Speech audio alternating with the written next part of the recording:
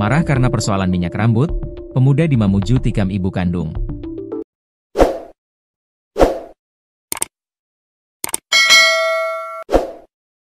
Polisi menangkap seorang pria berinisial MC, 21 tahun, setelah diduga menganiaya ibu kandungnya dengan senjata tajam jenis badik di Desa Tasiu, Kecamatan Kaluku, Kabupaten Mamuju, Sulawesi Barat. Kasat Reskrim Polresta Mamuju AKP Agustinus Pigai mengatakan MC ditangkap pada Selasa, 28 Oktober 2025, sore. Kejadian penganiayaan berlangsung di rumah pelaku.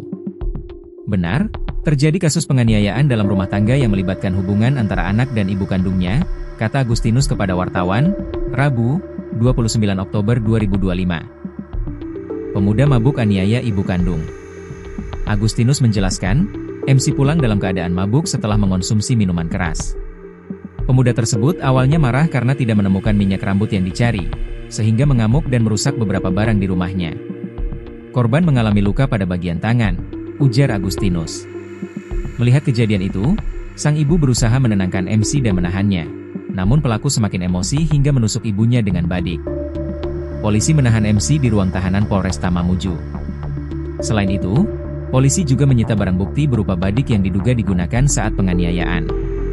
Pelaku dan barang bukti saat ini telah diamankan di Mapolresta Mamuju untuk proses hukum lebih lanjut, jelas Agustinus.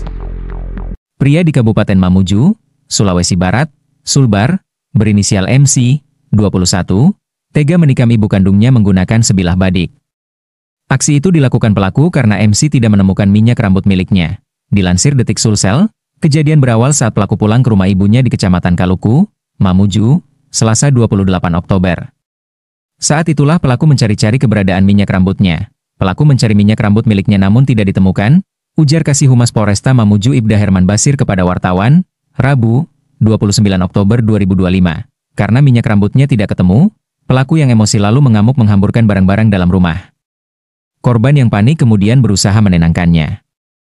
Namun justru berakhir ditikam oleh anaknya. Pelaku menusuk korban menggunakan sebilah badik dan menyebabkan luka pada bagian tangan korban.